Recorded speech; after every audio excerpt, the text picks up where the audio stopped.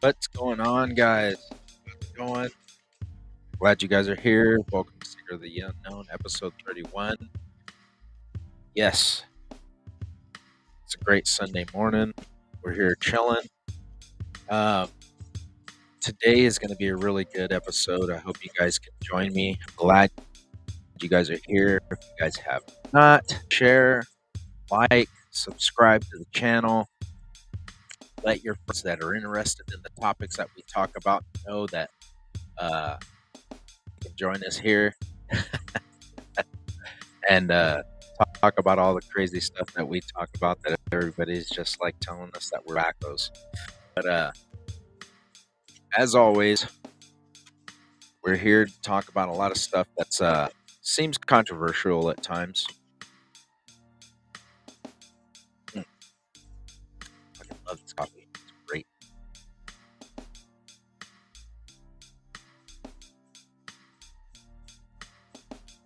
Welcome in. Hello. Get this going.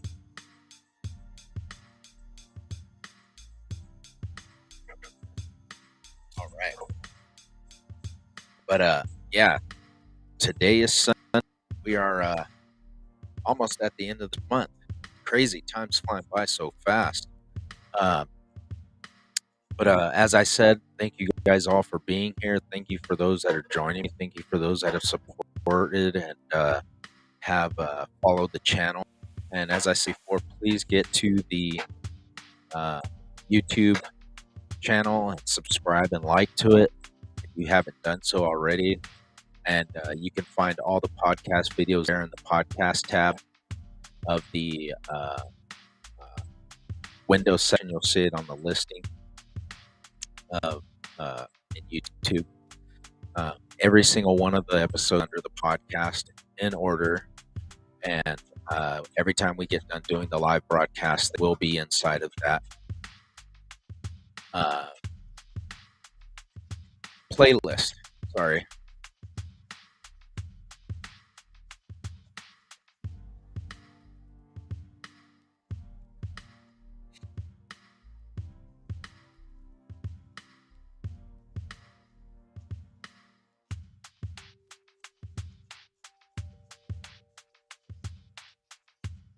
But yeah, today is going to be a great episode. We are going to be talking about extraterrestrials, who they are, what they are, where they come from, why they're here, how long they've been here, if they are still here, what are they doing. There is a lot of evidence that leads back to these beings being here. And then this goes into a lot. I was just talking to my wife because I'm like always asking her like, what do my next episode on? Because it's like I've covered so much um, on this podcast. It's like, sometimes I want to go back and revisit, talk about them, but it's like, what is it that the followers want to hear? What is it that the followers are interested? I have not gotten anything back from anybody on Facebook, on here on YouTube. I get some people that talk about things. They're like, man, that's a great episode, man. I want to hear more about it. But that's it. Like, nothing back from anybody. I was going through kind of a slump. Like, man, I don't know if I want to keep doing this because it's like nobody's interested half of the time, and I hardly get any interactions. But I know that on one of the episodes, um, I had a follower telling me, "Hey, man, I'm out here in what was it, New Zealand,"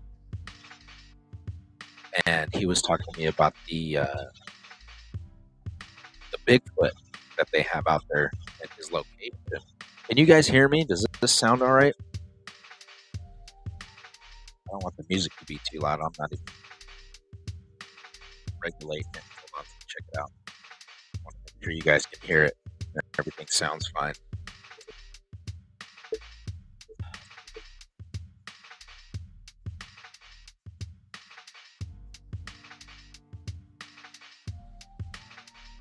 Make sure everything's looking all right.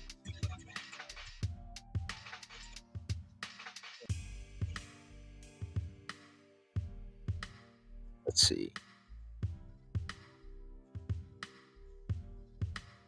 Test, test, test in. You guys can hear it. Sounds fine.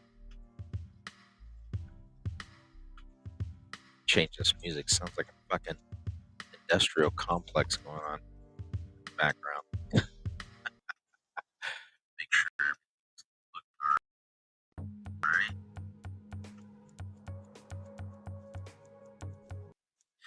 It sucks because this platform that I'm on, I'm trying to get everything set up the way I want it to be, and I have to change in between my podcast and stuff.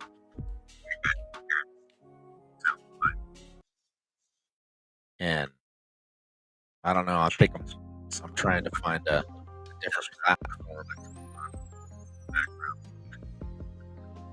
and set up, but it's like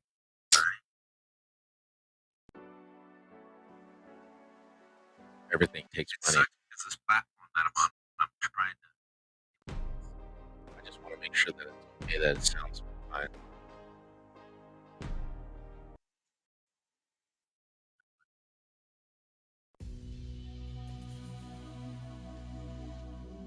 All right, I'll pick that one. This one sounds good. So today's episode, what I want to do is I want to talk about the extraterrestrials and get more in depth. I know I got in depth a little bit about some of the books that I was reading and getting into some of the things that I myself have been looking into and the things that I've experienced um, throughout my career in the military. And just wanted to dive into it and get your guys' perspective as I always do. And let's get into it real quick. We're going to dive into it right now, but before we do that, let's get this show popping and get it started off the right way. So hold on to your seats. Let's do it.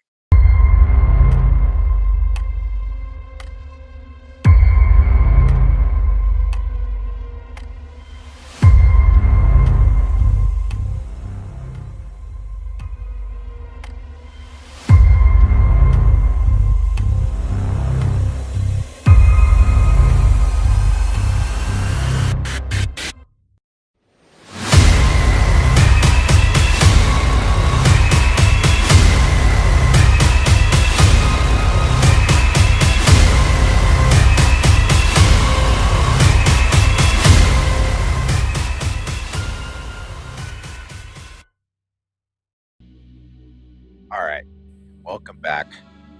All right, so as I said, one of the things that I wanted to do was discuss extraterrestrials. What are they? Who are they? Why are they? How long have they been here? Where do they come? Um, they are here. Who knows about this stuff? Why are we not being told that these things are living here? These things are among us. The evidence is uh, uh, really crucial to us understanding as a collective what the hell is going on. But also, what I wanted to say too before I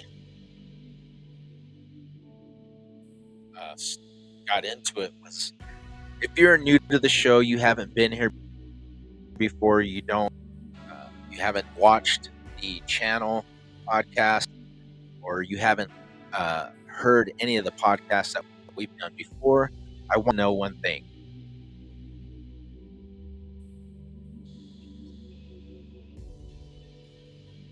Is that the podcast itself, this is a place why I started this podcast in the first place, was I wanted this to be a platform where everybody like myself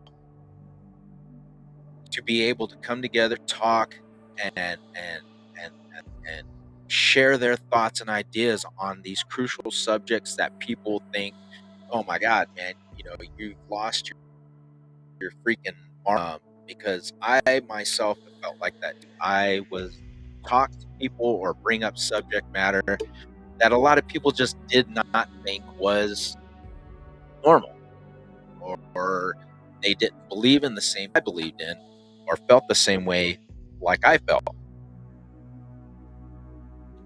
And it was really upsetting because I mean, I would come home and I'm sitting here looking at stuff, and I'm doing research, or I'm looking at books, and I'm looking up things on, these whistleblowers, or I'm looking up crucial information about, um, things that just, you don't sit at the dinner table and talk about with your family members.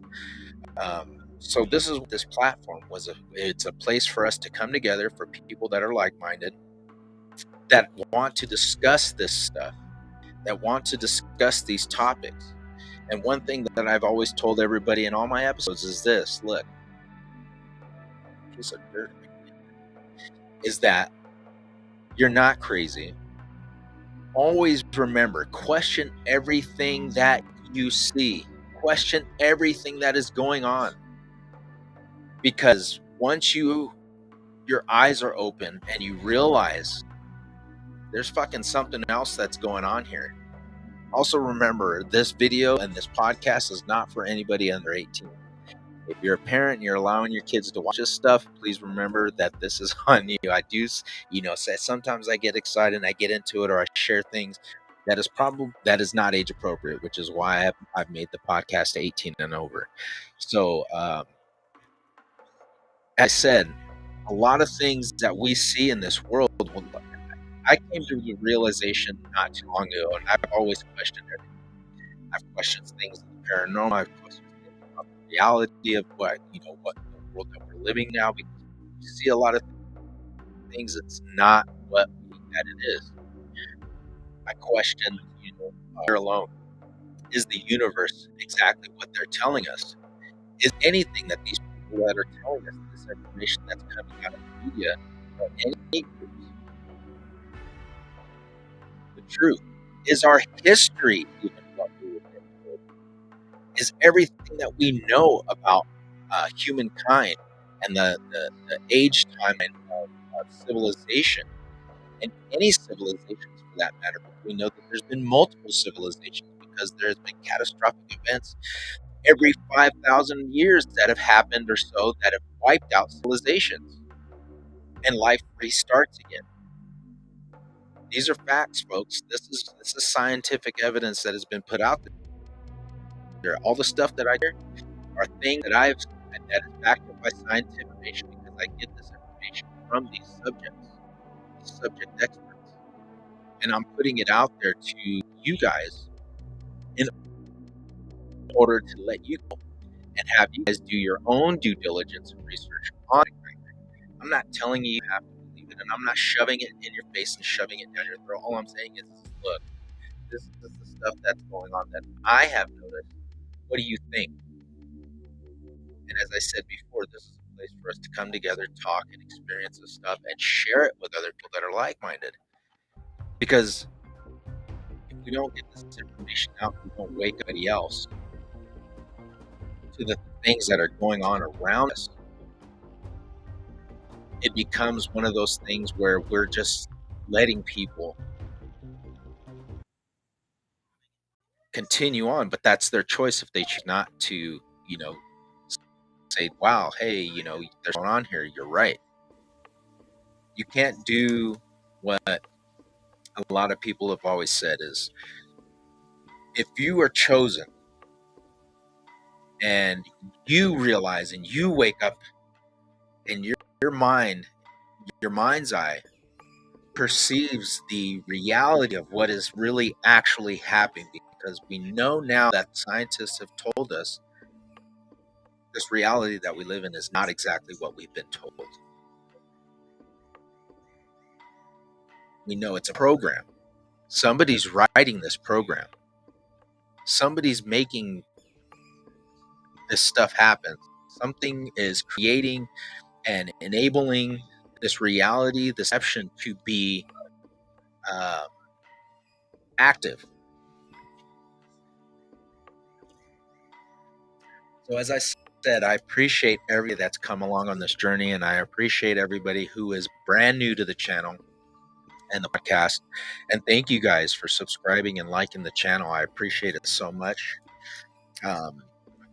Because as I said, I'm not doing this to be famous. I'm to be uh, world renowned. All I'm doing is wanting to put this information because I never got this. I never got a chance to have somebody sit with me or have somebody else look at, and say, hey, look, check this out, man. Let's look at this together. Or hey, what do you think of this?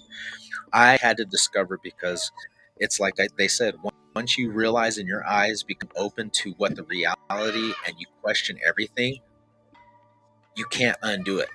It's just like the movie The Matrix. You want the green pill or the blue pill, the red pill. You can either stay in this life and continue on doing what you're doing, or you can continue down and look at things and see things and understand that what we're going through is not real. The perception of this reality that we are living in, like we're in an avatar and a simulation. Who's behind it? Do these extraterrestrials or these beings understand? Are they a part of this equation? We're going to get into that. So I just wanted to give a little introduction into why and why I started this channel back last December. It's almost going to be a year. Holy crap. I didn't even realize that. It's going to be a year already. Good Lord. A year. Yep.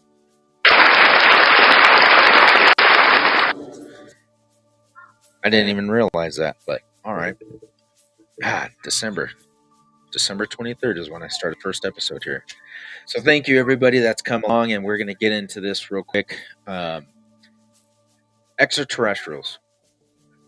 We know that there was an early government congressional hearing of the release of these whistleblowers who have come through and gave a testimony to Congress about what was going on, what they seen while they were working in the government field in top secret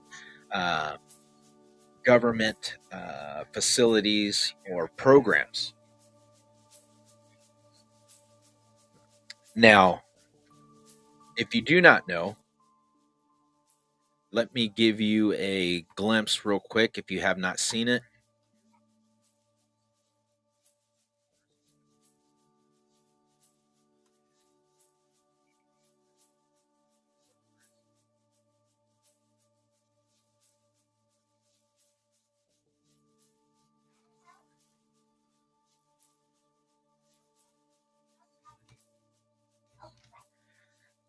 Let's see. Here we go.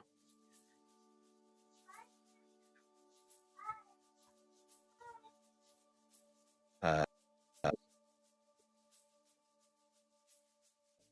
thing on that. It's ABC News, all these.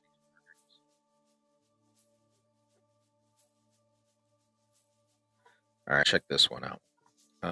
This is, I believe his name is David Rausch, if I'm mistaken, but we will see right now because you guys will check it out. We're going to watch it together. This is the congressional hearing, the testimony that he gave on the existence of extraterrestrials. I don't know what's going on with my damn computer. This thing's getting on my nerves. All right, here we go. Let's check it out.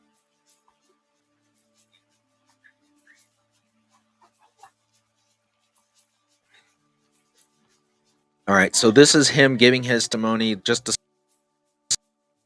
if you want to check it out, I sat down and watched the whole thing. It blew me away, but it wasn't nothing new. It wasn't something that was just like, like I said, I've been researching this for a little while now, so it was something that was a refreshment because a lot of people were in doubt of what was being said. Oh, we're not alone. All these people talking about extraterrestrial life is just bogus. But here's a man who worked in these facilities, saw the evidence, worked with the program's directors who were giving him to look at and file and send to and whatever. He worked with a lot of this documentation and a lot of these programs to um, document the evidence and the existence of whatever was going on. So let's check it out. You guys see it for yourself. Let me see if I can get this thing. There we go. Sometimes it works, sometimes it doesn't. But yeah, let's check it out. If you believe we have crashed craft, stated earlier, do we have the bodies of the pilots who piloted this craft? Biologics came with some of these recoveries.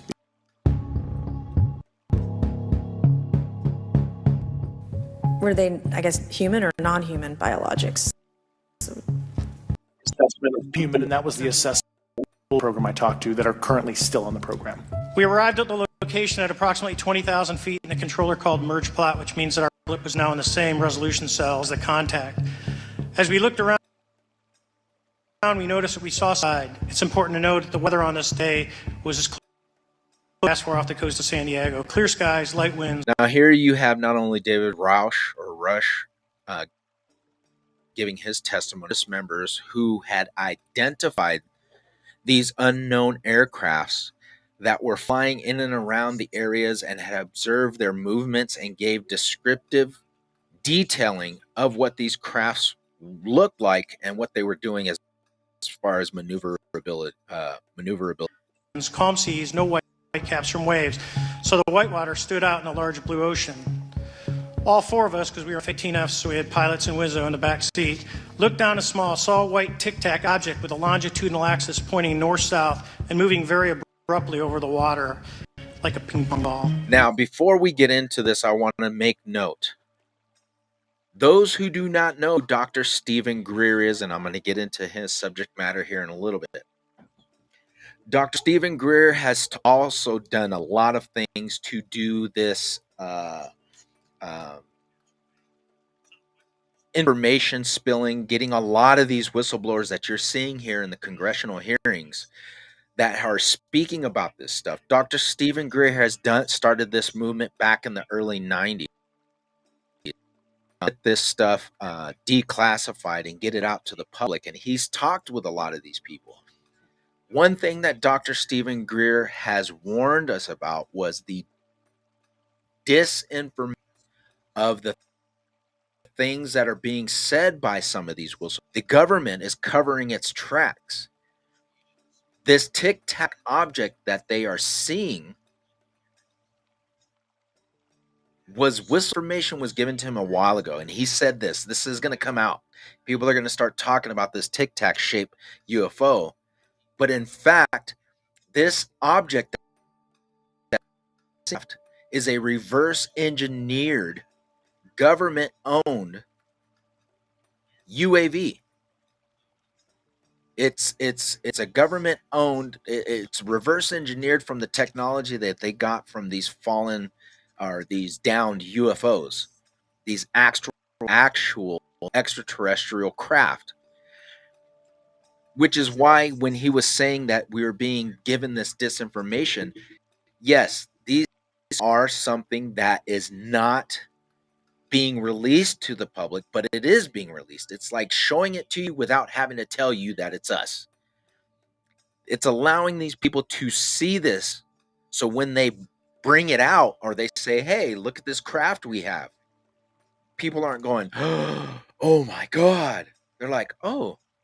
It's like not scaring the public into being afraid of what they're seeing. Are there, in fact, alien piloted craft? Yes. As you heard Roush saying, the crafts that were down, the evidence that they had was that, yes, there were extraterrestrial bodies or biological entities that were in the craft. Yes, that were not of this earth.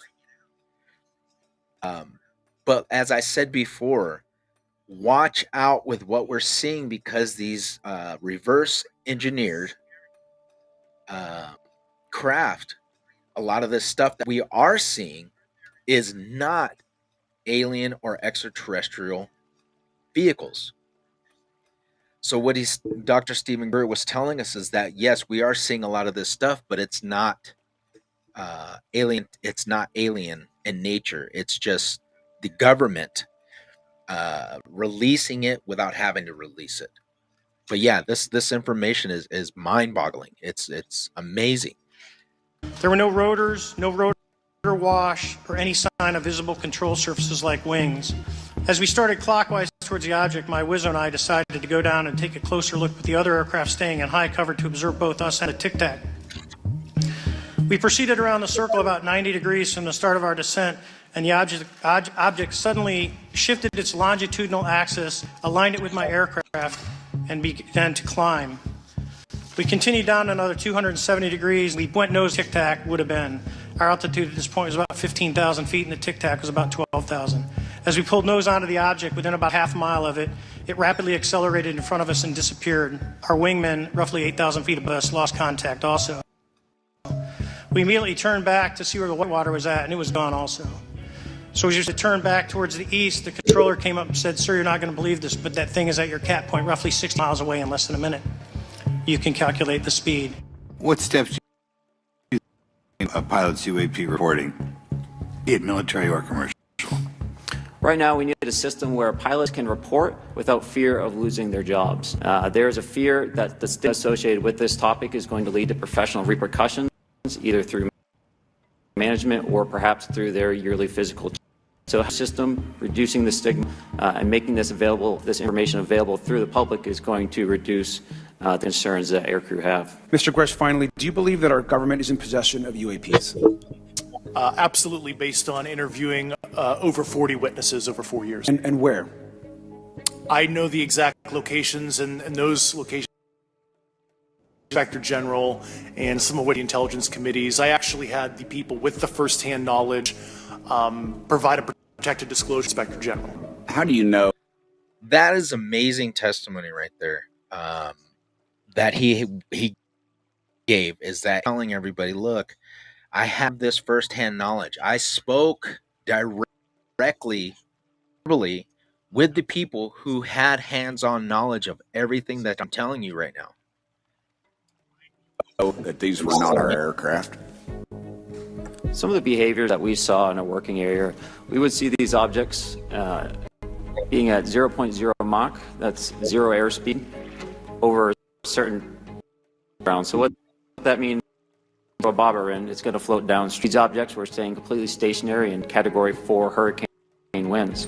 These same objects would then accelerate to 1.1, 1.2 Mach, and they would do so in erratic and quick behaviors that I don't have information for. What astonished you the most, the flight capabilities of these Tic Tac, very briefly?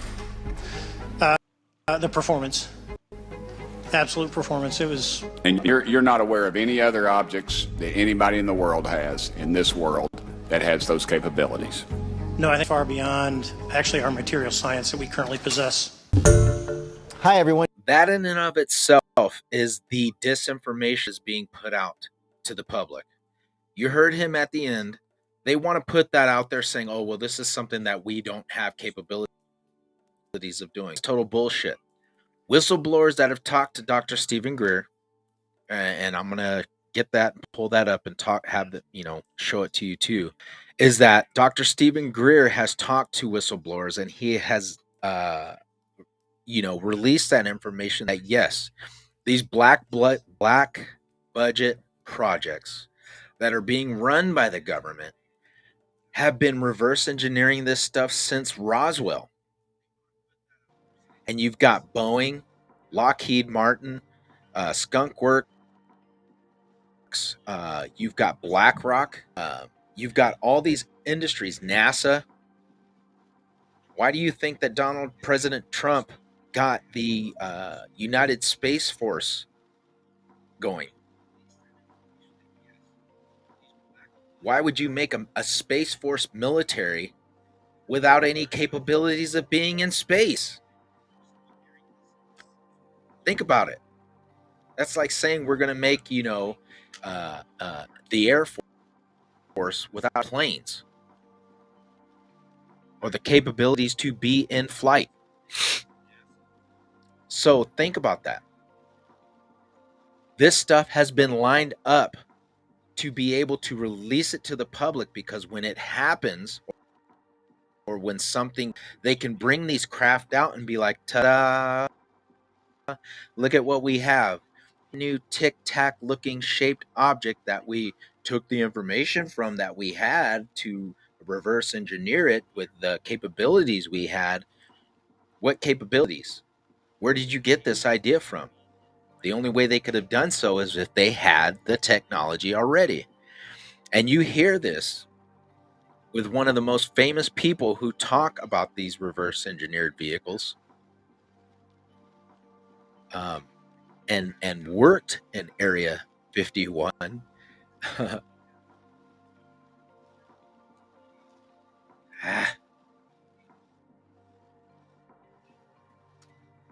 And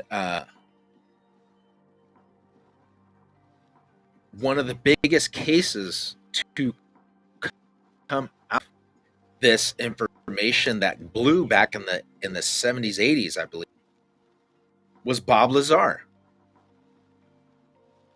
And he specifically talks about everything that everybody's been saying. Oh, well, are these things real? Were there flying discs that were being seen, or were there craft that the government was working on? He said yes. They hired him to go to these facilities. Everything that he was stating, all the way to the description of the security details. Hold on.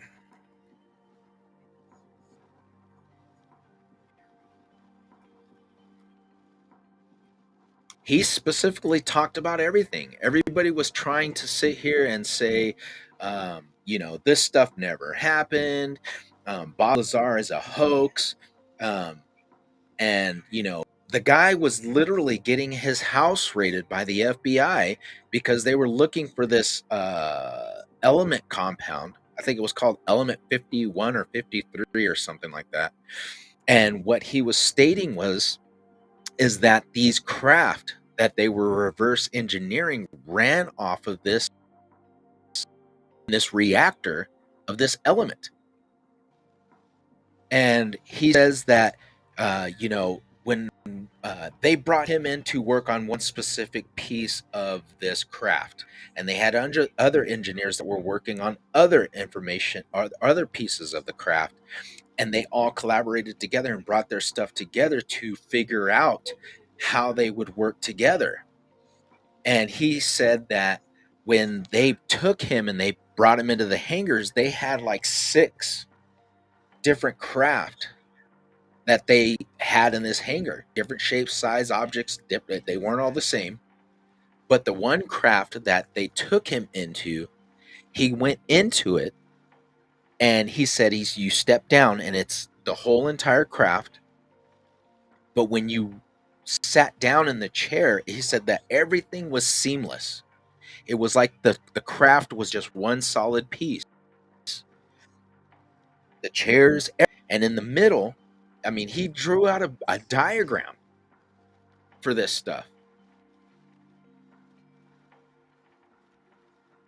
Let's see. I'm going to show it to you. You guys could check it out and hear it for himself. But I mean, this information has been out for a while. It's just people don't want to,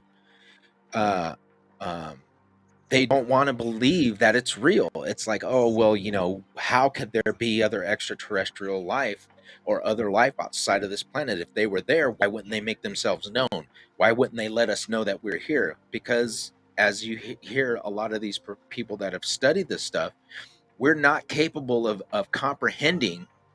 We're not at that stage level or that frequency level of being able to freaking accept the terms that we're not alone in this world. We are hostile in nature. If something is different or something is not like us or something is like a threat, we perceive it as such and we act that way. I mean, we can't even get along with each other, and look at how different we are. Or how they perceive the differences, the people that want to sit here and cause problems and conflict within, the human race. And we can't even freaking get along. So that's why people say that, a lot of the times or in instances, the theory is that the extraterrestrials do not want to have contact with human. They don't want to present themselves in a manner that would perceive as a threat, because they know that we, as a human race, those in charge, those who are in the capabilities of the global defense, would perceive it as a threat. They're not ready for that yet. But as I said, let's check this out. I mean, this is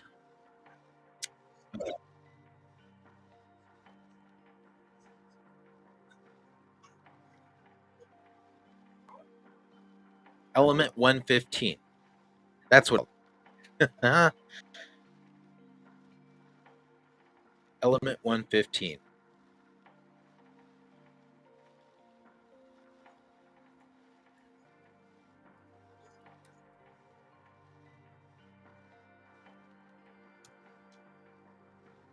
I'm going to see if I can pull this up. It's Bob Lazar talking about the craft.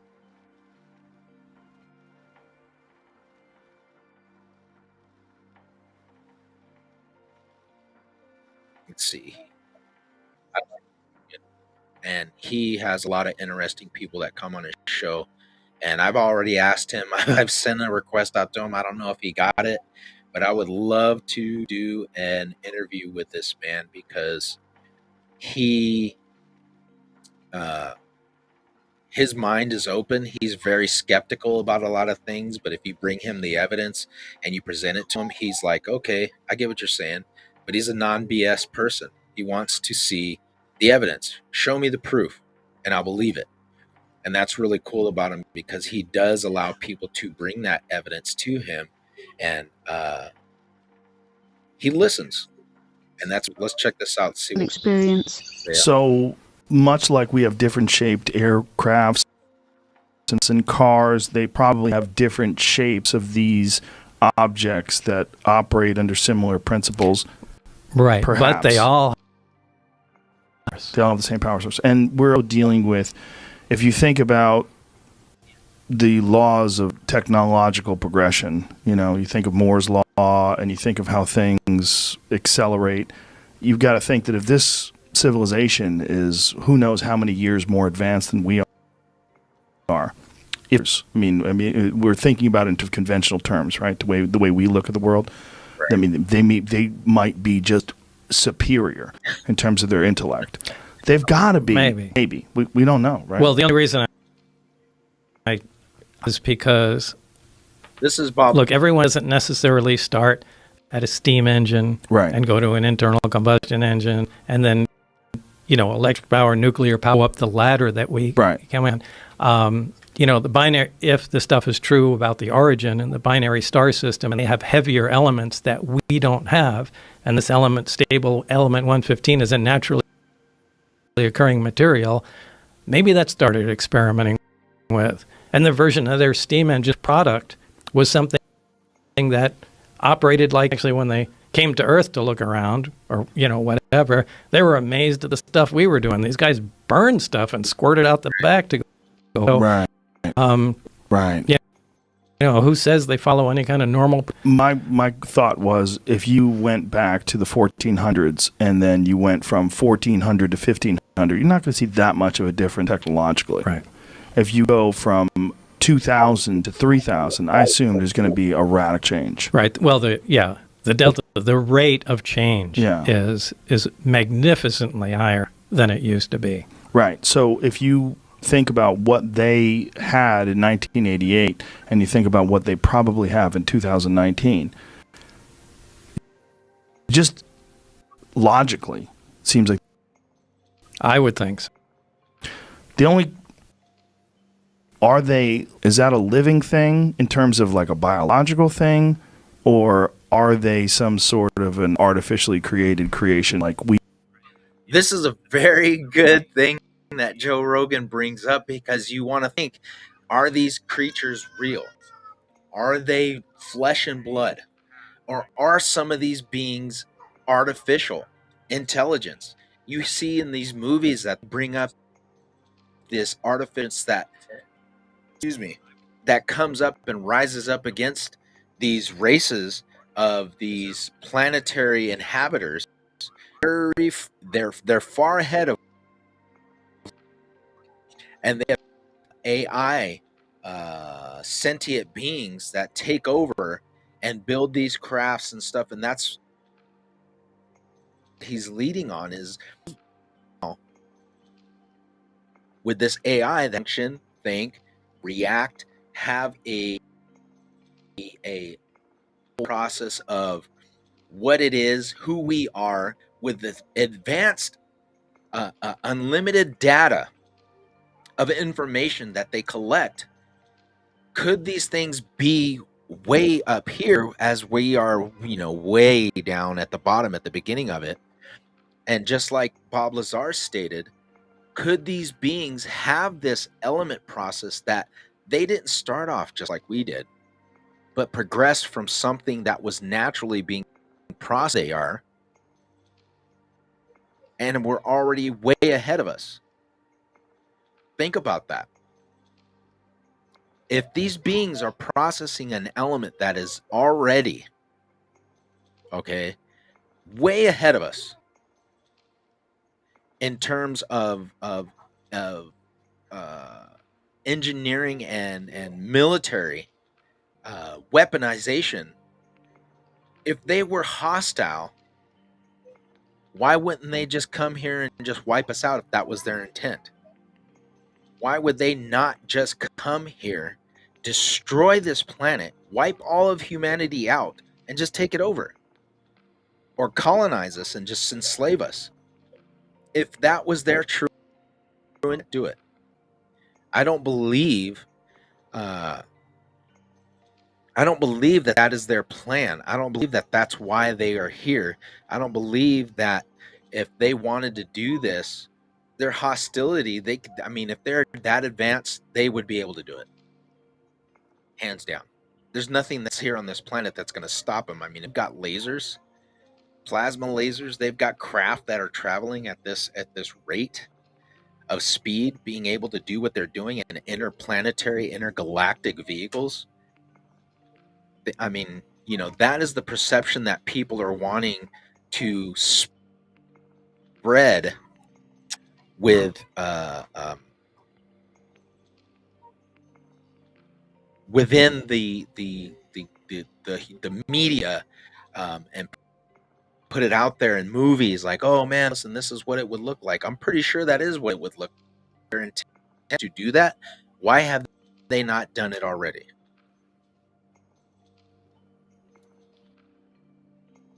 Continue listening on, see what he's got. We are working on right now. We're in the middle of working on artificial reality, artificial being, sentient being, intelligence. There's constant life forms that they're essentially trying to create.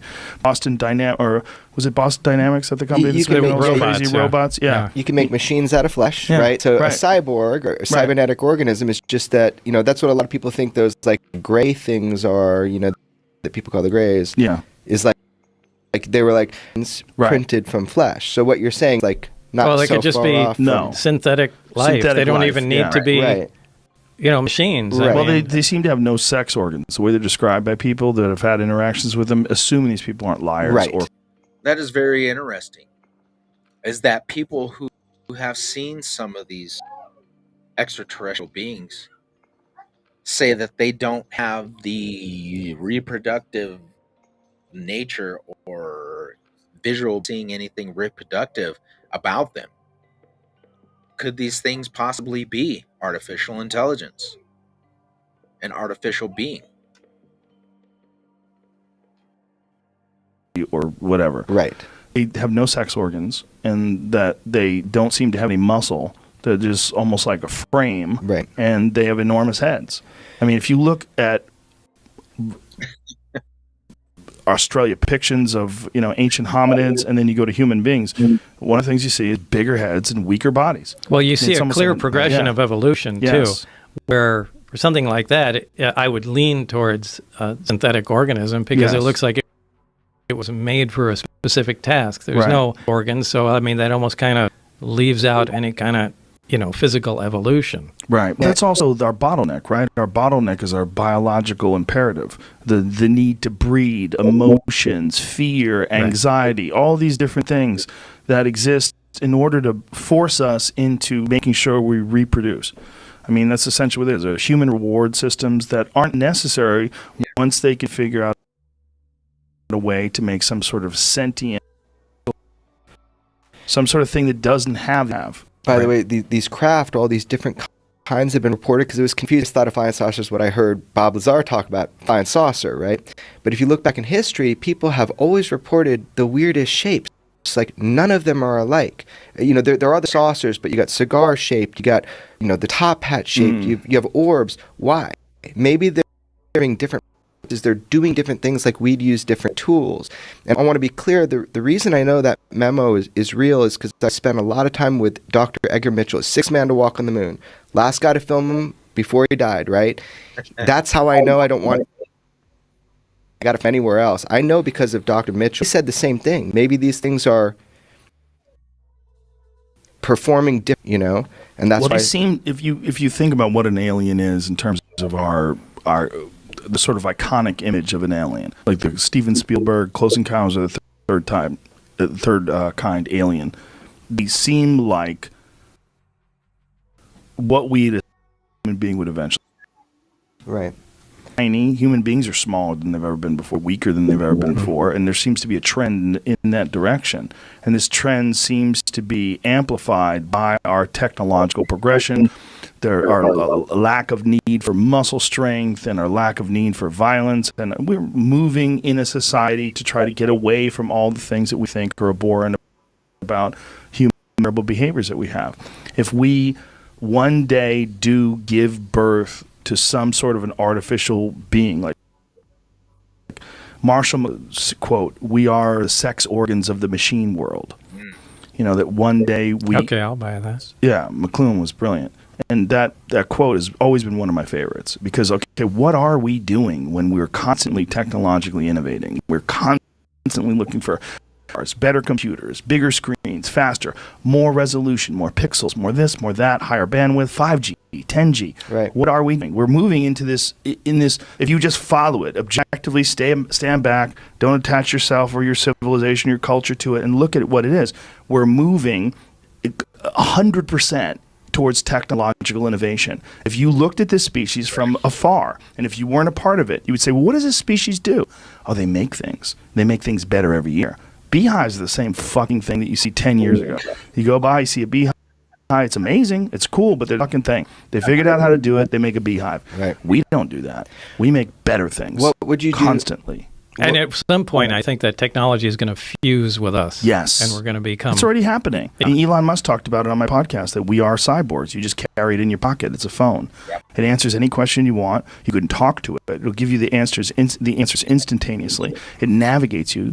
It has all your phone numbers in it. It has all your contacts. You can get hold of people listening to you through it. It's entirely haptics, that kind of thing. Yeah, it's also getting on your wrist. How many people have watches, Apple Watches? They put them on their wrist. Right, and that's only because we can't integrate them yet. But that point is coming. 100%. Yeah, I didn't joke about it last night, but I have a bit about it that I do about the integration between humans and technology. If you were a hyper intelligence, right, would you do the work yourself, or would you create some cool things called like humans to do it for you? Would you create things that are cybernetic organisms to come in with machines and do it for you? If you were a hyper intelligence that has kind of changed like you've described, you'd probably create workers, right? Well, that's a vast conspiracy theory. I'm not talking about conspiracy. But it is a kind of a conspiracy, I'm right? asking you. Well, I mean, I don't think it's necessarily that.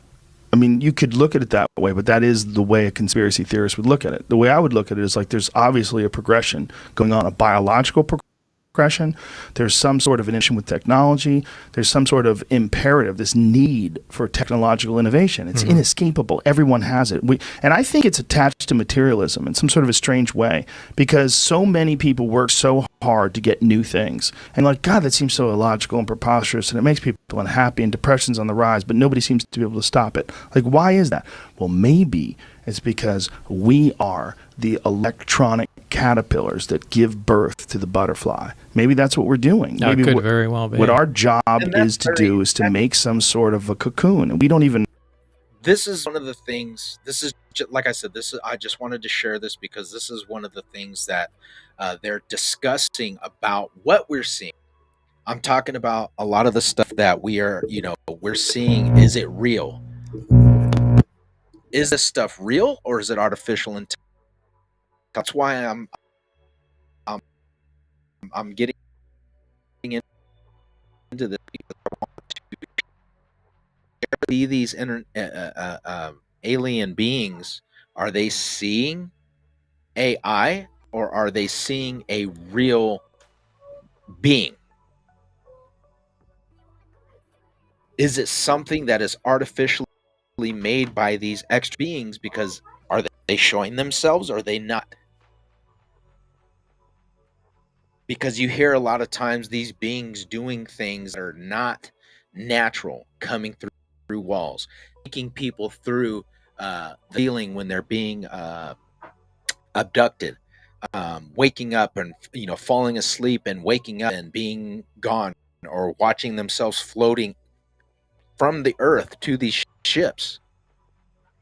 Could these beings just be like the day the earth stood still, where you being who's coming to earth and he has this big giant AI cyborg being that is there to help him do things, or collectively be his representative or his protector in case something happens? Which is really, really crazy, because when you think about it, is that something that is true? Is it happening? That is one case, that is one instance of what we're seeing with these extraterrestrials. Are these extraterrestrial beings artificial intelligence, or are they real beings? Who knows?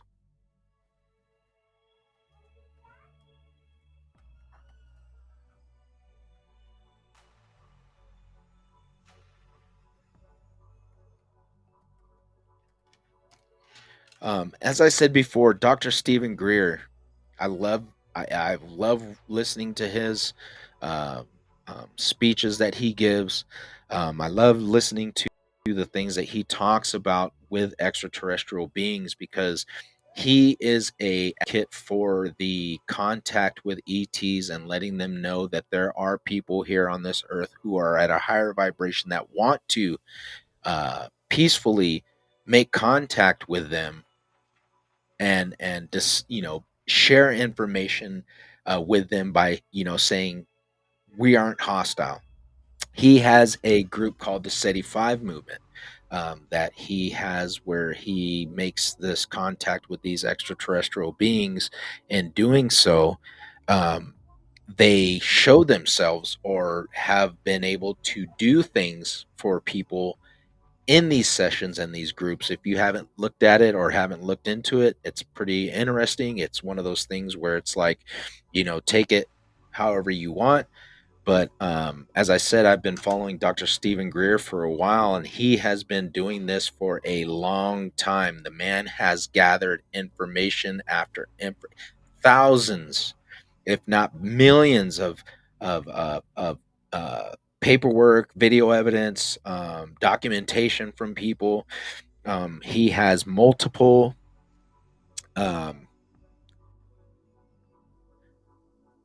sorry, I got people calling, messaging me.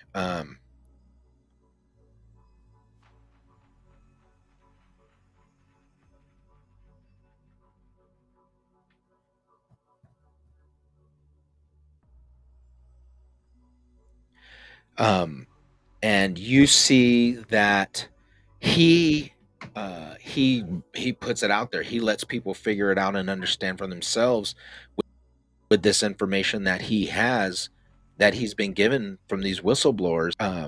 And he is trying to do the best he can um, by giving this information to the public, because the government's not going to do it. They haven't been doing it.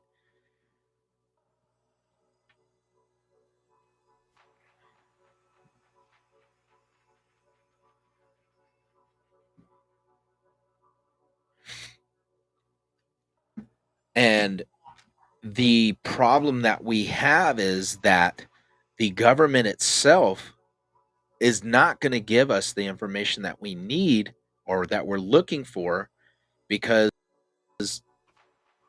why would they? They're hoarding a lot of stuff and not sharing a lot of information with the public already that we know of. I mean, you've seen it in the congressional hearings. You have whistleblowers that were working with the government that were like, yeah, we've been dealing with this stuff for a while. And we've seen it with our own eyes. The beings or the crafts themselves or collected this data from people that have had firsthand knowledge of this stuff. And as you heard on the podcast with Joe Rogan when he was talking to Bob Lazar, was these ETs that are being seen by people. If you know anything about abductions, if you know anything about extraterrestrial beings that have visited, Earth, you know that one of the things that people see are these ETs that are, they call them the Greys. Tall, the almond head with the big black eyes, that are scary because they got the small mouths.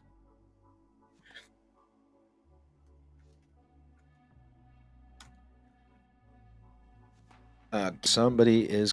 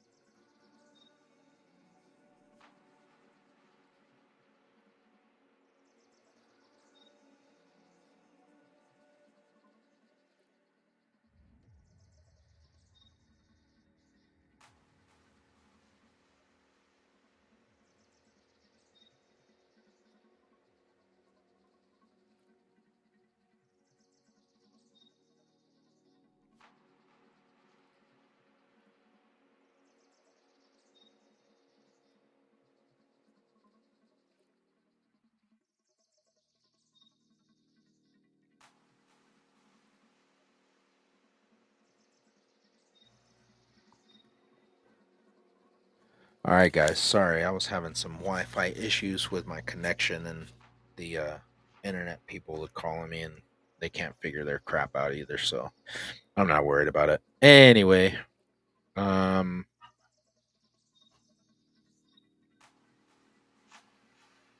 all messages. All right, cool. Um, I quality.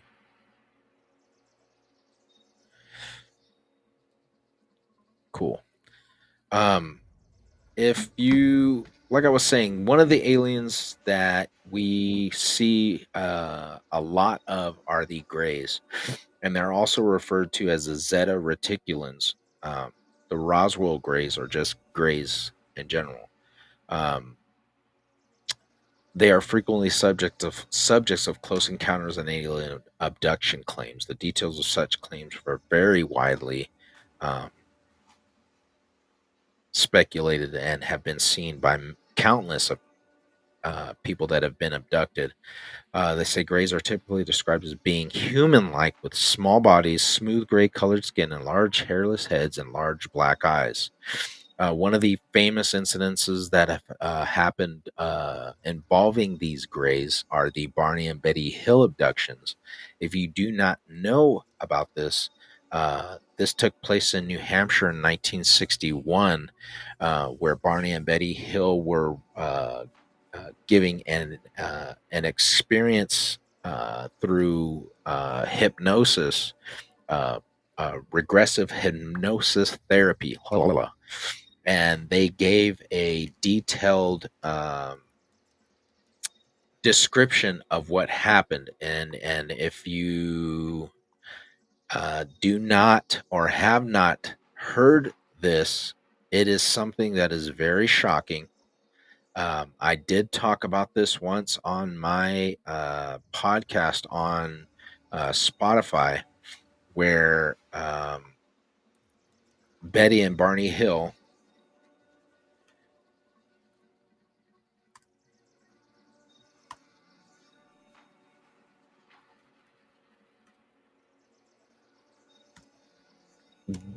their hypnosis was recorded on video and audio, and it was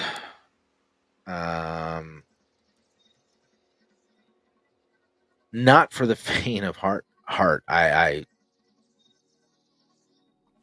recommend that if anybody is watching this episode,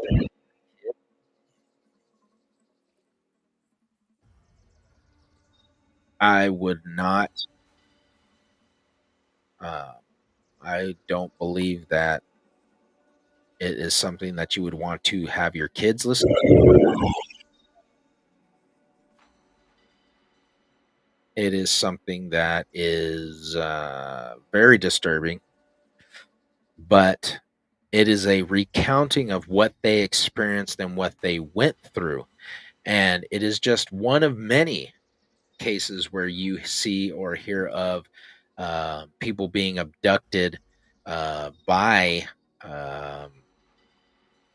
these grays.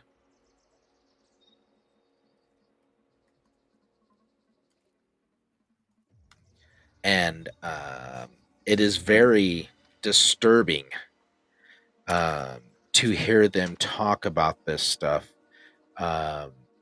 Typical claims of people that have been taken by these extraterrestrials involve forced medical examinations that emphasize the subject's reproductive systems. You have people that have been their genitalia, their reproductive systems have been messed with or tampered with, especially the females. They have had eggs removed from their bodies in order to use their eggs in artificial insemination projects where they are splicing it and using it to merge it with whatever other DNA or whatever other species they're doing. Or you find women that are impregnated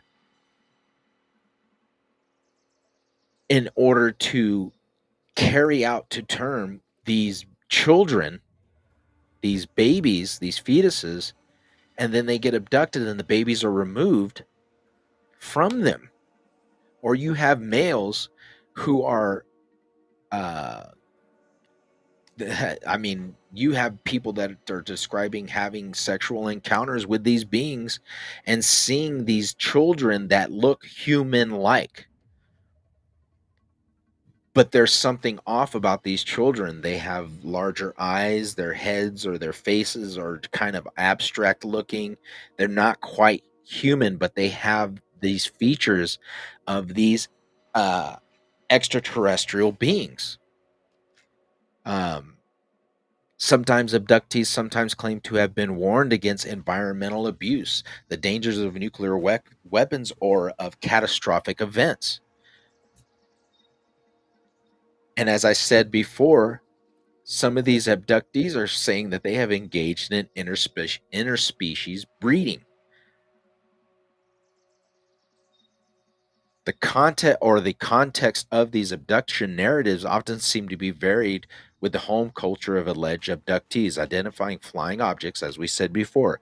People that see them or witness them often will see them again. And these abductees claim that it's like they're either following them or they have been chosen by these beings for some whatever reasons that it may be. The alien abductions and mind control plots can also be part of a radical political, apocalyptic, and millenarian narrative. Reports of the abduction phenomena have been made all around the world, but most of them are commonly English-speaking countries, which is not true. It is mostly in English-speaking countries because, as I said before, the crazy narrative that we have, or the theories that we have, are this. The government has reverse engineered these crafts, okay? These UFOs that are UAVs now,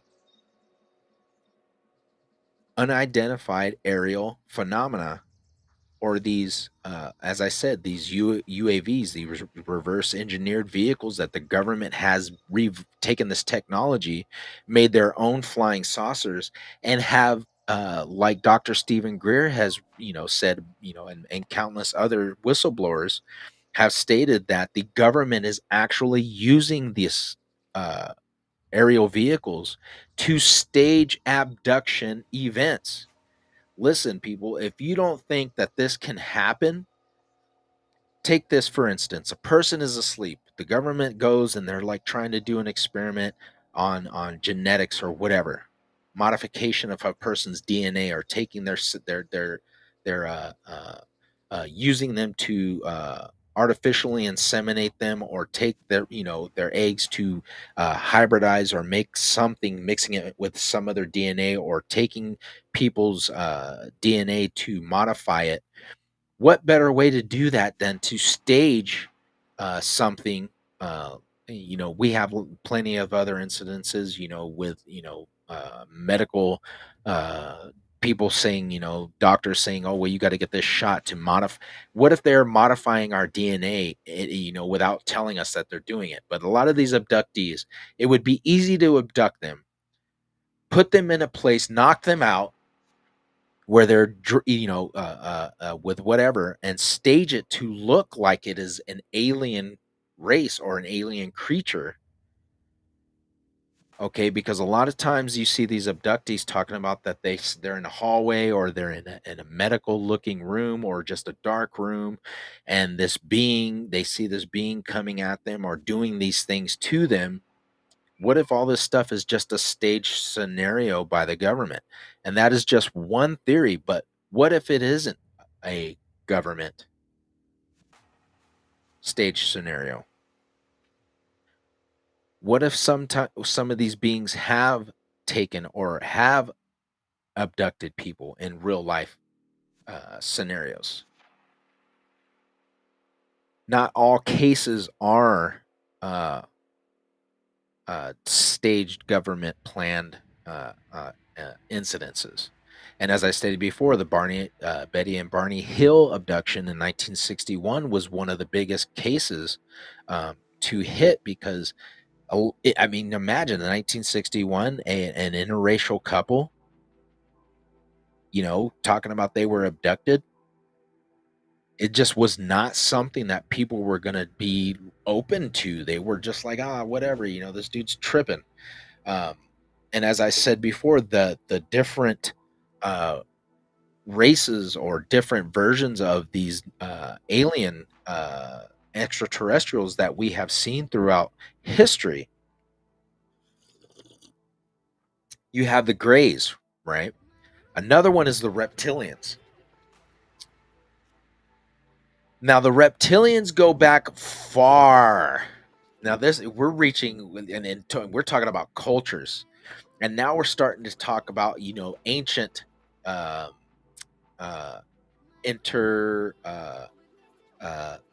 what do you call it, contact with these species. And the reptilians are ones that are said to be still living amongst us, but are, as I said in my last podcast on unearthing the cloud eaters, they talk about in the Four Corners, they talk about the native tribes there that experienced the contact with these beings, these sky gods that came down to earth through these portals and gave them and gave them the abilities and showed them how to use magic or conjuring up spirits or medically healing their people. But they also gave them the ability to do sorcery, which would open up these portals and allow these beings and allow them to take people through these portals as a sacrifice. And we know this is true because when you go down to these kivas in Arizona, where these natives were doing the rituals, you find bones of people that look like they were being sacrificed to these sky gods. And what it is that the people that were down there, hold on, let me get it real quick. This is the book I'm talking about right here. Unearthing the Lost World of the Cloud Eaters. I love this book because it dives deep into a lot of this stuff. The Native American tribes and the folklore that was passed down from these tribes. I'm going to try and look and see if I can talk. Where they talk about these medicine men that pass down this information to them.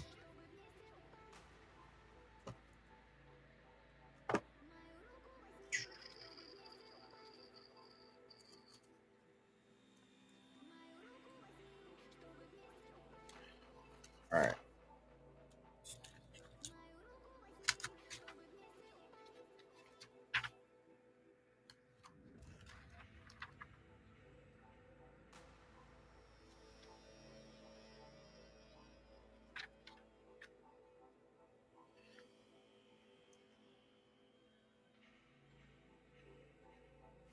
But anyway, the Hopi Indians talk about these cultures, why they were cliff dwellers, right? When you go down there and you see these national parks where the natives built their homes in the cliff sides of the mountain, you see that the reason why they did this, and the native tribes, some of the shamans and some of the people that are there, the folklore is this: the reason why they built these cliff dwellings was because they did exactly what these sky gods wanted them to do. These reptilians was open these portals, and the tribes speak about these beings that came through, and they started dominating the tribes that were in the area and started cannibalizing them and eating them. So the people fled to the cliffs and started making defenses against them. because not only did these reptilians come through, but the giants came through the portals that were coming out of the ground.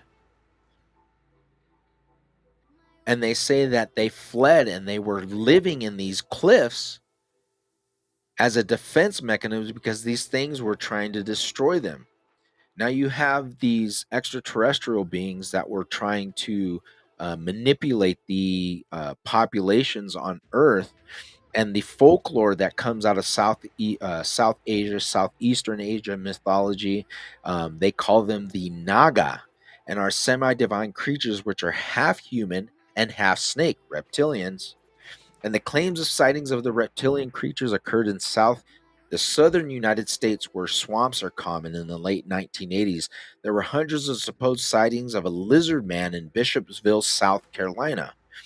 The reptilian races are being commonly appeared in a scientific or fictional fantasy.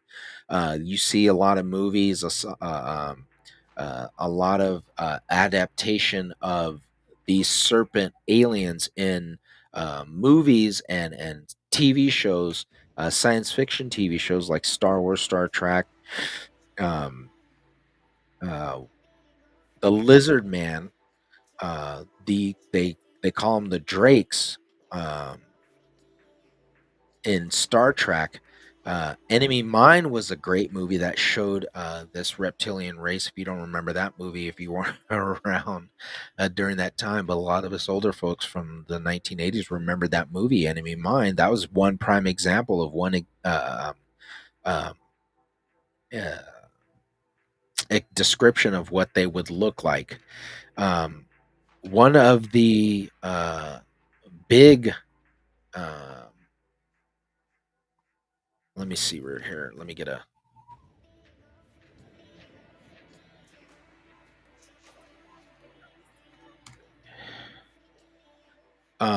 one of the descriptions. Let me see right here. Let me get it for you.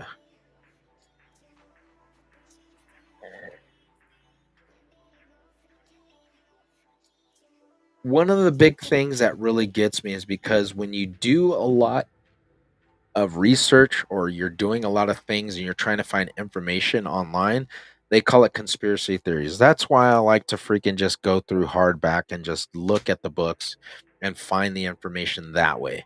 Because there's a lot of things that you look for. Just necessarily researching things online is not okay. Going to get you the information that you want.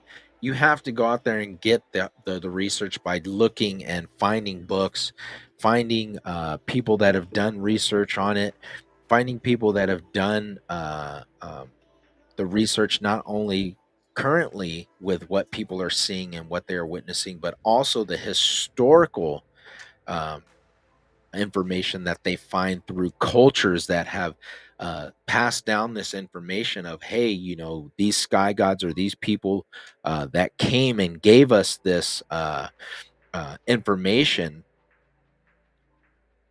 was passed down through word of mouth in these cultures. And like it says right here, in Southeast Asia and South America, you have people talking about these reptilian races that came to the people during those old ancient times and were giving knowledge and giving them this technological advancement in small little increments, but at the same time they were wanting something in return. They were seen as being a hostile extraterrestrial race. They were seen as being a race of sacrifice throughout the ages. These beings that were called gods, because as you know, when these sky gods came to Earth, the people worshipped them like gods because they were not. I mean, you've got this race of aliens that are coming down to Earth. You're not going to sit here and be like, oh, I know that's an alien. They didn't know what they were. And if they're coming in these, like I said, these ships, and they were presenting themselves because they had all this technology. They had these weapons. They didn't know what they were. They had these flying saucers, these ships, and they were seen as gods, so the people were worshiping them. And these reptilians were seen as a dominant threat at that time, that we know now, to the human race that was here on Earth a long time ago. So these people were made to worship them, and they were giving sacrifices, which is why you see in South America, okay, the serpent god, uh, uh, that was there with the Mayans and the Aztecs. Why do you think that they were sacrificing these people? They were sacrificing these people to give them to these serpent gods. That was one thing that they were demanded to do.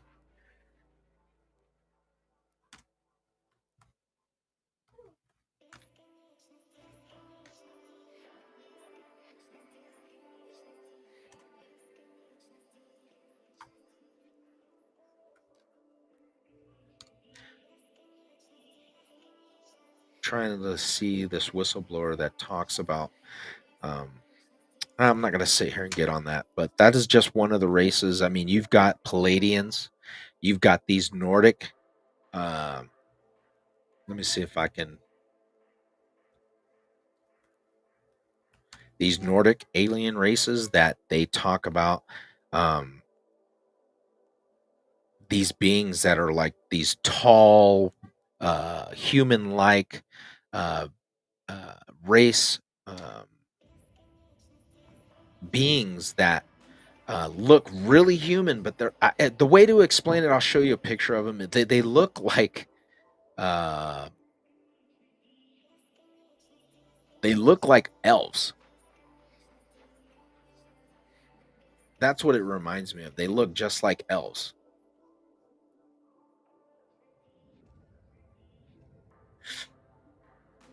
And they go back a long ways as well. Let me show this real quick.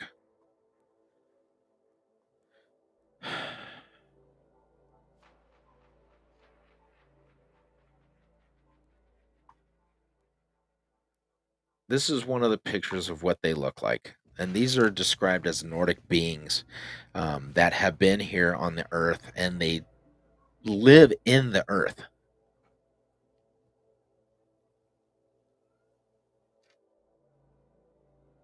They are said to have intermingled their species with the hominids that were here on Earth and genetically modified some of the DNA during that time, which is why you get this species um, of these big Nordic, these Vikings, um, in that area of the world. They are said to be descendants of these people and have given them advancements in weaponry to help advance them. Also, in World War II, you have the storytelling of the Germans getting their technological advance weaponry and abilities of flying saucer technology from these beings. And there is a very, very detailed accounting of the female that, hold on, let me see if I can find it.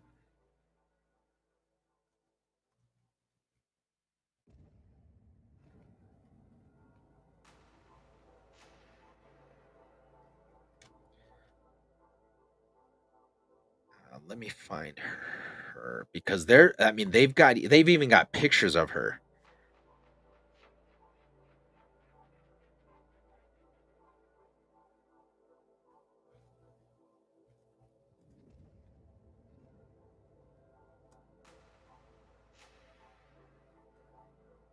Oops.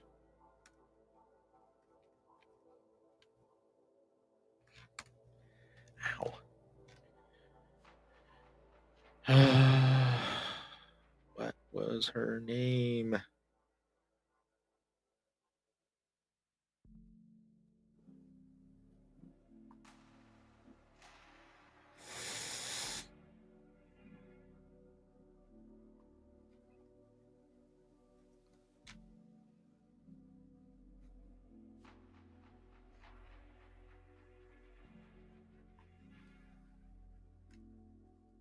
It's so crazy because I had all this stuff and I had to reshut my computer down. And I lost it all.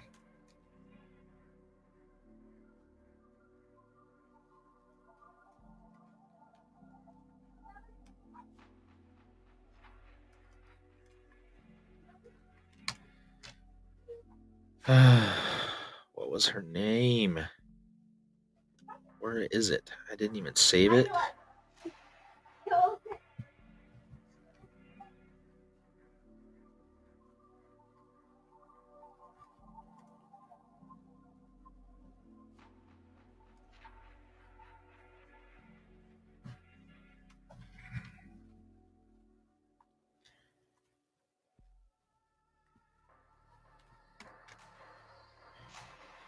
What was her name?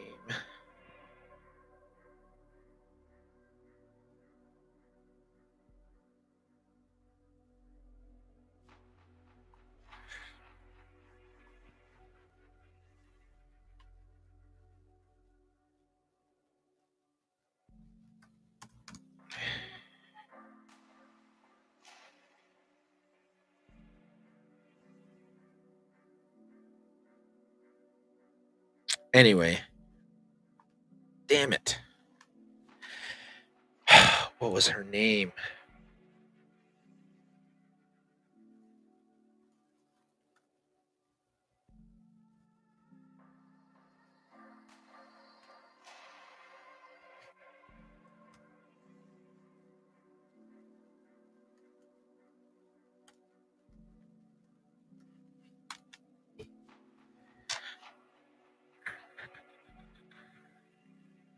Let me see.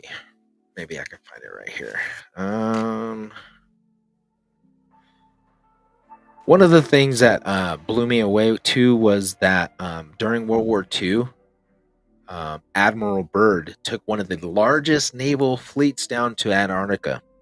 And what he encountered, the reason why they did this, I'm bringing this up because I'm going to end this podcast and we're going to pick it up another time, is that the Nazis, okay, had already advanced themselves because they were working hand in hand. And like I said, I'm trying to find this and I'll get it, I'll get it with you guys tomorrow, I promise. Is that they had already gotten advancements in UFO technology with the help of this alien race, and one of them was this female. And I'm telling you this because it is documented. The U.S. got this information during Operation Paperclip, when they brought the Nazi scientists over to the United States. And if you don't know about Operation Paperclip, it was one of the biggest integration of these Nazis. Remember this because this is a big thing too. The Nazis scientists that came over to help the Americans with their rocket propulsion advancements for NASA. And if you think that these Nazis were not integrating into the United States with their ideology, with a lot of other things, you might want to look into and realize this is probably why the state of our politics are going the way they are now. But that's another subject. But the Nazis had already done this advancement with UFOs and had been known to go down into Antarctica, which is why we're dealing with a lot of this Antarctic treaty crap of, you can't go past this, the 80th or 60th parallel of the globe and enter into this space of this zone of Antarctica. The Nazis were said to have built bases down in Antarctica and had been in contact with the alien races that were down there. And when Admiral Byrd, who was commissioned to have the biggest fleet in history, Go down to Antarctica. The witnesses that survived the contact with these flying saucers were said to have gotten their asses kicked, that they had to retreat because the advanced technological advancements that they were fighting against, they could not defeat them, and retreated, and had suffered a great amount of losses during that time. And it is crazy because in World War II fires, a variety of unusual and anomalous aerial phenomena were witnessed by both Axis and Allied personnel. While some of the Foo Fighters reported were dismissed misperceptions of troops in the heat of combat, others were taken seriously, and leading scientists such as Luis Alvarez began to investigate them. In at least some case of Allied intelligences and command suspected that Foo Fighter reports in the European theater represented advanced German aircraft or weaponry, particularly given that Germans had already developed such technological innovations as V1 and V2 missiles, which you have these scientists who came over that gave them this information during Operation Paperclip. The missiles and the first operational jet-powered Me-262 fighter planes.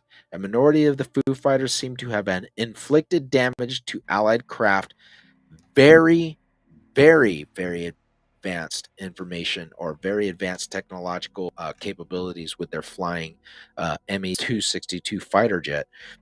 But the people that were describing these aircraft, these were not what the military were describing.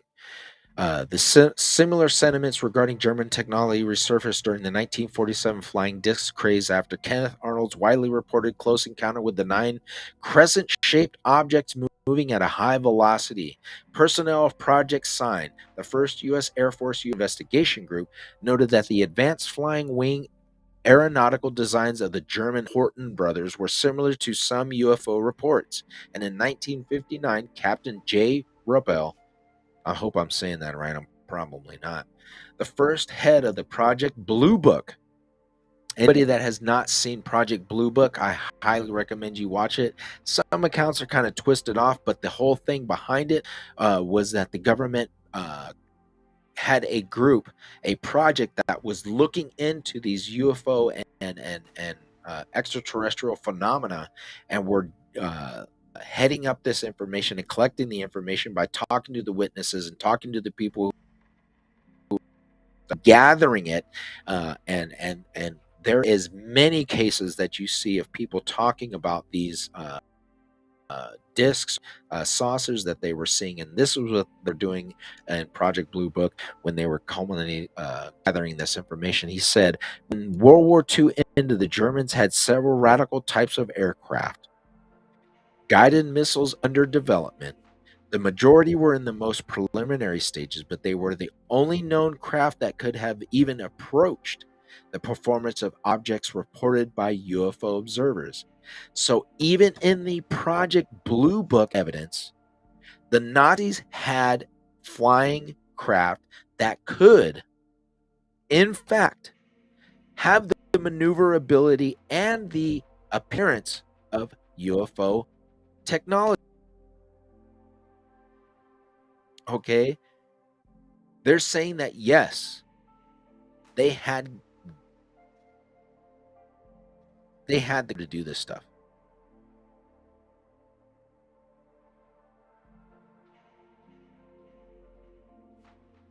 I mean, they're talking about these craft that they were building. It says by 1960s, fringe authors began spreading the tales of Nazi UFOs that were tied to the occult or aliens. Now, this is their thoughts, and I hate using this word. Please know that conspiracy theories, the termed phrase that was freaking dropped in the 1960s during the freaking movement of the Vietnam War, was to discredit people like myself that are going out there and gathering this information and spreading it out there. We know now that a lot of these theories, and I don't use the C word, are in fact true. It's just that they're covering it up and they don't want to give it out to people. Theories and fictional stories, various potential code names and sub classification crafts such as the Rundflugzeug, Fjord, Hanabu, Garat, the Koblitz, not related to the self-propelled anti-aircraft gun of the same name, Garat, the Flugkreis, the Kuffenwaffel, there's a bunch of different names, okay? Have relief kits of the Hananbu, and it is referred to in the video games like X-Plane 11, the Warplanes World War II dogfight. Accounts appeared as early as 1950, likely inspired by historical German development of specializations such as the Victor Schauberger's Repulsen. Around the time of World War II, elements of these claims have been incorporated into various works of fictional and purportedly non-fictional media, including video games and documentaries, often mixed in with more substantial information. So think about, folks, if the Nazis during 1950 had already these craft because they were given this information by these extraterrestrial beings or by these people that were helping them by contacting these alien races that were helping them. And I'm going to get into that tomorrow because I'm going to get this information that I had on here and I'm going to share it with you guys and we'll talk about it. But what if anything, it lets you know that we've already had this technology back in the 50s.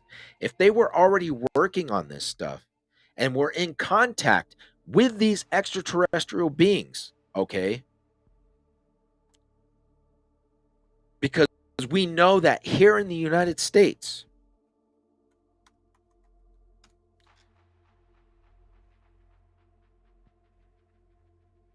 we know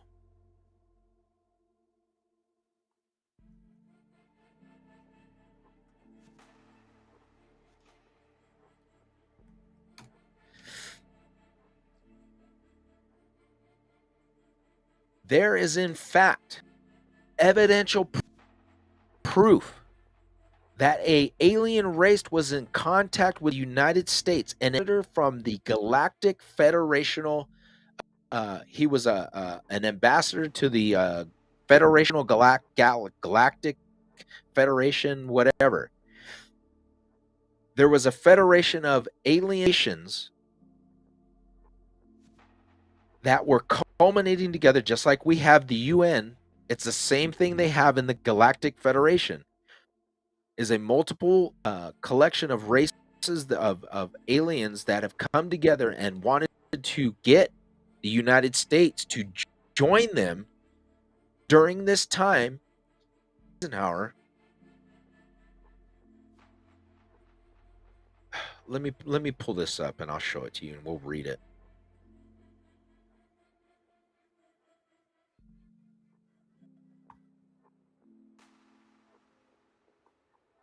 Because this is amazing stuff. Because you know, I bring it up, you know, and I talk to my wife and she's like, you know, you got to share this stuff and let people see it for themselves. And I'm like, people are going to, you know, sit here and think weird stuff. But like I said, I've made this podcast so we could talk about this stuff together. 50 years ago tomorrow, on February 20th, 1954, President Dwight Eisenhower interrupted his vacation in Palm Springs, California to make a secret nocturnal trip to a nearby Air Force base to meet two extraterrestrial aliens. Now, this is documented proof, folks. Or maybe not. Okay, it's like people that come on there and they're saying, okay, this video is for educational purposes because they don't want to get busted by freaking the government. Ike went to Dennis. There's some dispute about this. Ike met with ETs there. The theory is advanced by the... this isn't it. Valiant Thor. Here it is. Operation Valiant Thor. Love this. This is great.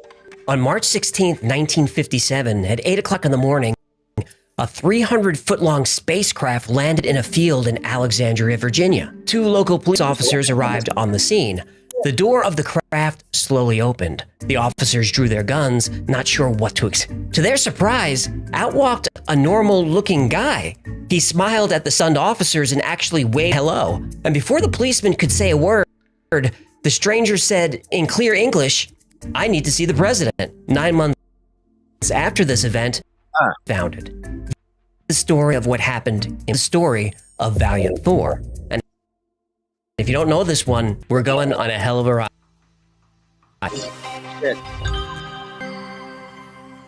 In the fall of 1957, the Soviet Union launched Sputnik 1 and 2, the first man-made satellites to go into orbit. This was off guard. The American population was terrified that the Russians could launch an attack from space. The American military was embarrassed at Russia's superior technology. President Eisenhower demanded action. On January 31st, 1958, the United States responded by attempting to launch the Vanguard satellite. Attempting? It exploded shortly after takeoff. Oh boy. The space race was not going well for the Americans. The president asked Congress to establish an agency to direct American activities in space, and in July of that year, NASA was created. Although the Russians had more space achievements for the next few years, it didn't take long for the US to catch up with and surpass the Soviet Union. And this couldn't have been done without NASA in technology that NASA provided. NASA helped create Velcro, freeze-drying, foam mattresses, solar cells, smartphone cameras, even the Bowflex. NASA owns over 2,600 patents and is credited with over 2,000 commercial products derived from their technology. NASA provided happened. A more suspicious person might say they happened a little too fast.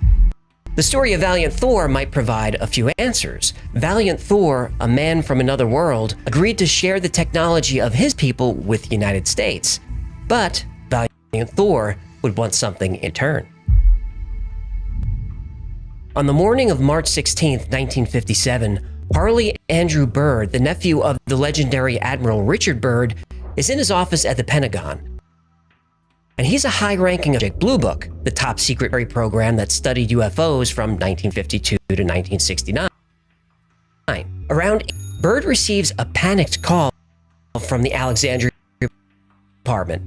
Office on right now with a visitor. That's an understatement. A few minutes later, the police car pulled up to the Pentagon. The Secretary of Defense, Charles Wilson, and 6 of his staff are there to meet the stranger. Out of the car steps a tall man with brown hair and an easygoing manner. Everything. Normal, except he's wearing a silver and gold jumpsuit. Ew. The stranger is ushered into an elevator that goes to the gun. And from there, an underground train takes the group of men to the White House. They're taken... Did you hear what he said? An underground train. This is all documented stuff that you can look up. I'm going to place this... let me see. I'm going to get it in the link. Let me do this. Yeah.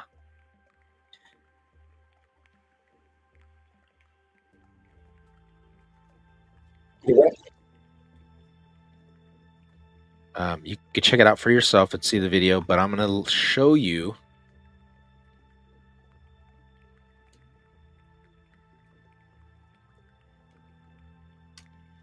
This is the picture of this. This is documented, folks. This is the picture of this alien. This is him. This is the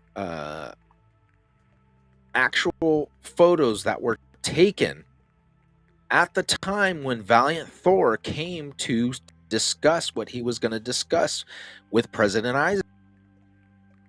This is him right here.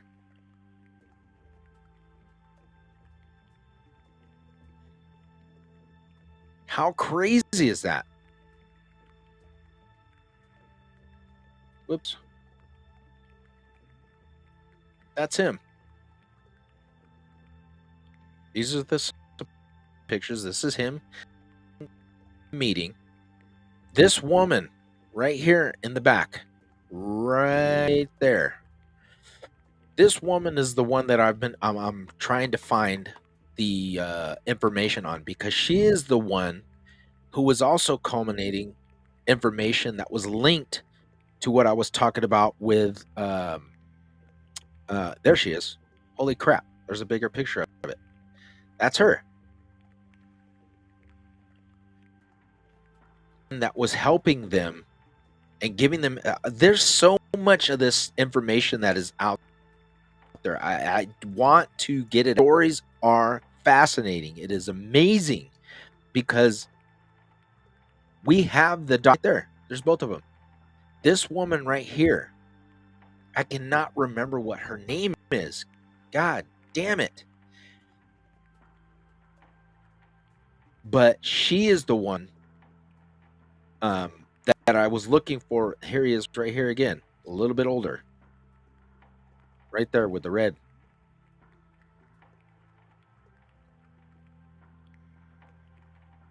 But this right here is Eisenhower's granddaughter. And she is verifying this information because she now is also a whistleblower who come forward saying that she has information and she has the evidence, and she's come forward with that and talked to the people that were asking about this project. Here's another picture. I mean, there's just so much of this stuff that we have not, a lot of people have not looked into or not savvy to, because it's just, you know, brushed off. I mean, this generation of you do not know a lot of this historical evidence of this stuff that is actually fact. These races of these beings are actually here on Earth. Now, if they are here, are they running or helping these governments, or are we seeing them walking around as human beings?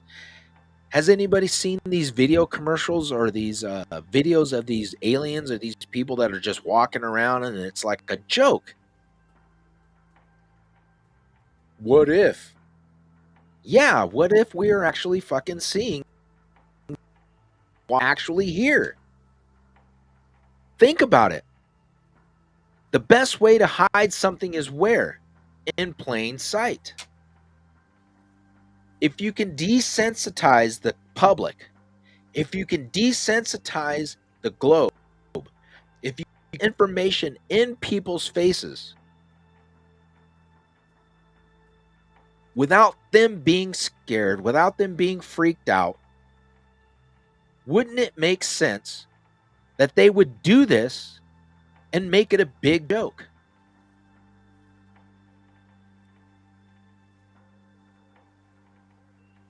Because as I said before, the Project Thor or Valiant Thor was an instance where they made that movie, The Day the Earth Stood Still, the original one. That is in fact what that was based on. He came here to warn the governments and told them, look, this federation of galaxies is watching you. You guys are sitting here messing with atomic energy. You guys are messing with atomic particles. You guys are heading down a road that you guys are not going to want to be coming back from, because we are not going to allow you to destroy yourselves. So in the movie, it's a different thing. He's telling them, okay, I was sent here to kill you, but if I find some reason or some evidence to not do so,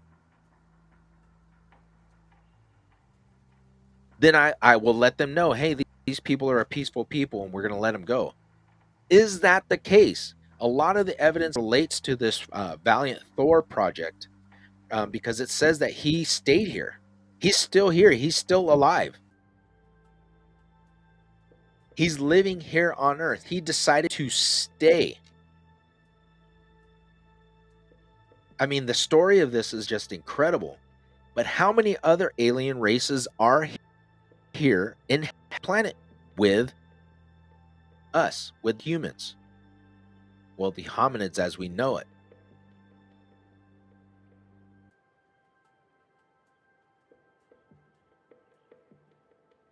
I mean, is just amazing stuff, folks. And this is just some of the things that we're going to be talking about. This is part one of what about who these extraterrestrials are, what they are, why they're here.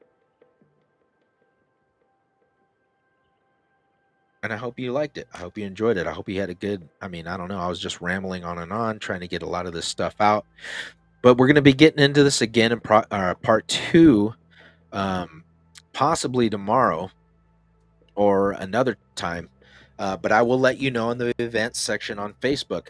And I appreciate you guys for being here and coming along with me on this journey. And I hope that it was informational.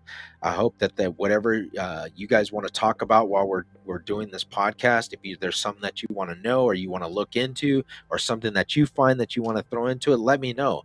That's why we're here. We're here to help each other out and share this information. But part two, I will be putting it back out again to finish up this section on extraterrestrials and the government secrets that they're hiding and the things that they're not putting out to the information that they're not putting out to the public. So we will get back to this again, and I appreciate everybody for being here. And as I said before, thank you guys so much for supporting the podcast. And if you guys want, like I said, we got the merch coming out. We got the shirts, we got the sweaters, we got hats. If you guys want to purchase any of that stuff, let me know on Facebook what you want, what color, what size, men's shirts, women's shirts, hats. If you guys want them, sweaters, sizes, let me know, and I can get to the Shirt Shack and thank them too also for sponsoring the podcast and helping us out with our merch. You guys are phenomenal. Thank you guys so much. Big shout out to them here in Winnemucca, Nevada, Shirt Shack. Thank you guys all for being here, and I appreciate you guys all for joining me and sharing and getting this information out. Part two coming soon. Thank you guys so much. I will see you guys then. Hold on to your hats, and remember, always question everything. Always freaking take everything that we know, break it down. Look into it, because there's such a wider aspect to everything that is going on that we know in this world. It is a trip to know that we are not alone. There are other things that are going on here, and seek out the answers in everything that we do. I appreciate you guys. I'll see you guys later, and let me know if there's anything that you guys want to talk about, or give me your guys' questions on Facebook or here on YouTube. But thank you guys so much for subscribing and liking the channel. If you haven't already done so, do so for us, please. Appreciate you, and I will see you guys later.